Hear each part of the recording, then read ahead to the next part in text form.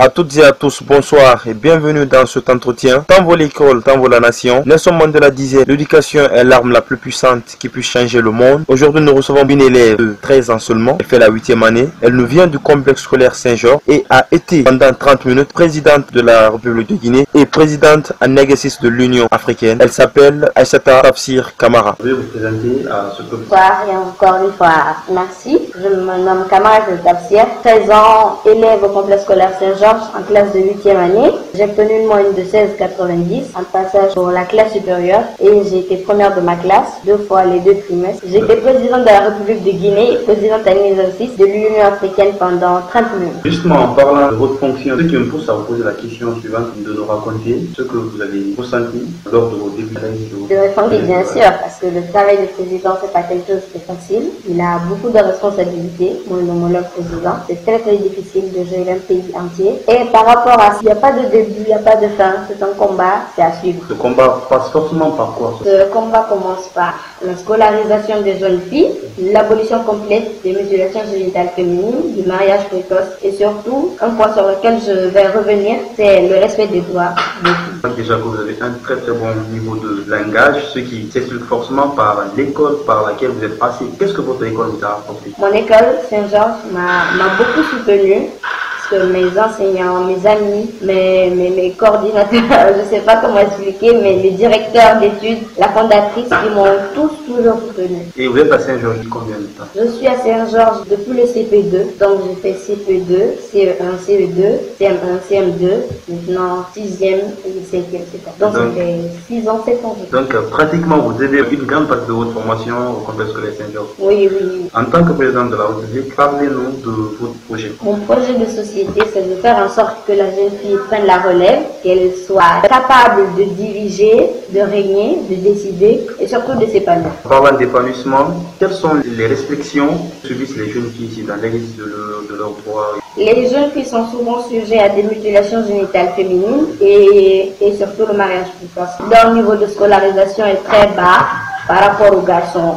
Qu'est-ce que vous voulez apporter à ces restrictions? Je veux que ces restrictions soient abolies parce que la jeune fille doit aussi apparaître en tant qu'humain, qu'elle a elle aussi des droits humains comme tous les autres, comme tout le monde. Oui. Être femme a souvent été sujet de stigmatisation ou de second plan. Est-ce que vous partagez cet avis? Non, c'est pas normal que la femme soit stigmatisée. Comme je viens de le dire, je le répète encore, j'insiste, parce que la femme, elle a des droits humains, elle est comme tout le monde, je le disais, et elle ne doit pas être stigmatisée ou être question au second plan. Elle doit être quelqu'un qui doit être au même pied d'égalité que les hommes ou que les garçons. Madame la Présidente, quelles sont les femmes qui vous inspirent? Les femmes qui m'ont inspirée et qui me marquent jusqu'à ce moment, c'est Binta Pilote, qui a été la première femme à piloter l'avion du feu Ahmed Sékou Touré, premier président de la République de Guinée. Nous avons aussi Adja Sarandaraba, la ministre de l'Action sociale. Nous avons Michelle Obama et Ellen Johnson, qui a été présidente du Libéria. Madame la Présidente, vous avez été choisie parmi 32 filles. Quels étaient vos atouts?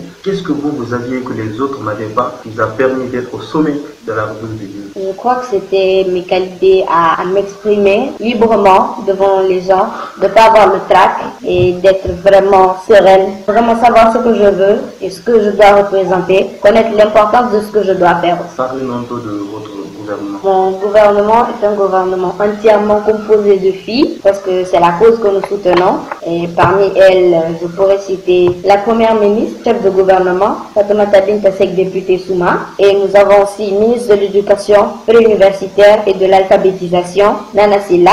Nous avons la ministre de l'Action sociale, de la promotion féminine et de l'enfance, Aminata Abbas Bangoura, la secrétaire générale du gouvernement, Hadja Aminata Bari. Nous avons aussi le porte-parole du gouvernement, Kadiatou Konaté. Et les autres, parce qu'elles sont nombreuses, et je ne pourrais pas tout citer, elles sont nombreuses. À vous entendre parler, à seulement 13 ans déjà, on se dit que vous avez placé la barre très haut. Beaucoup de gens veulent faire comme vous, mais peut-être se disent que est-ce que c'est possible que je puisse faire comme cette fille de 13 ans seulement? Qu'est-ce que vous conseillez à toutes ces jeunes filles qui vous suivent à l'Essana? Je dis que je lance un appel à toutes les jeunes filles de Guinée. Je voudrais les conseiller parce qu'elles peuvent faire la même chose que moi. Elles peuvent même faire mieux que moi. Ça, j'en suis sûre, parce que les jeunes filles de Guinée et d'Afrique ont du potentiel et elles ne doivent pas se cacher. Elles doivent mettre ce potentiel en en avant. Juste en une minute pour finir cette interview, adressez-vous au peuple de Guinée. Cher peuple de Guinée, je m'adresse à vous, surtout d'abord les parents bien sûr. Ils doivent arrêter les mariages précoces et surtout arrêter les mutilations génitales féminines qui sont beaucoup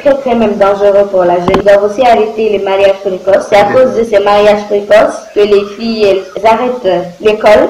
La scolarisation est à un faible taux, c'est à cause de ces mariages précoces, des mutilations génitales féminines. Parce que déjà, les parents, ils pensent que la fille, elle doit être au second plan, ne pas se faire apparaître, parce qu'elle doit avoir un rôle de seconde mère de famille. Donc, il faut faire que la fille gère la famille, la nourriture et s'occupe des enfants. Pourtant, elles ont du potentiel, comme je viens de le dire. Elles doivent être traitées au même pied d'égalité que les autres. Et surtout, la scolarisation, ça, j'en parle, j'insiste dessus. Ils doivent scolariser les filles, elles ne doivent pas être stigmatisées, ignorées par la société. Elles doivent se faire apparaître elles aussi, parce qu'elles ont du potentiel, elles ont des droits humains, elles doivent aller à l'école, faire tout ce que les autres ont comme droit. J'aimerais m'adresser aux organisations internationales et non gouvernementales, comme l'UNICEF, l'UNESCO, l'International et encore plein d'autres. Nous aider à améliorer la scolarisation des filles et faire respecter nos droits humains. Nous aimerons que les organisations internationales et non gouvernementales, comme l'UNICEF, l'UNESCO, l'International et tant d'autres, nous aider à améliorer la scolarisation des filles et à faire respecter nos droits humains. En parlant de nous, à qui faites-vous allusion? Je fais allusion à mon gouvernement et moi, que nous sommes là pour soutenir la jeune fille, ses causes, ses droits. Alors, madame, votre mot de la fin? Je remercierai monsieur le président de la République de Guinée, président d'exercice de l'Union africaine, le professeur Alpha Condé, et toute l'équipe de Plan International, et aussi l'équipe de Conakry Capital Mondial du Livre, en particulier Sansi Kaba Diakité, qui a cru à moi, qui m'a toujours soutenu, et aussi madame Idiatou, qui est consultante et à la fois journaliste à l'art. Je remercierai mon école de complexe scolaire Saint-Georges, qui m'a beaucoup soutenu, et aussi ma chaperonne, Fatoumata Dintaba, qui a été aussi mon protocole d'État et à la fin mes parents. Donc aussi cru à moi, ils m'ont toujours soutenu dans tout ce temps je me suis investi. Merci beaucoup, madame la présidente de la République de Guinée. Merci à vous.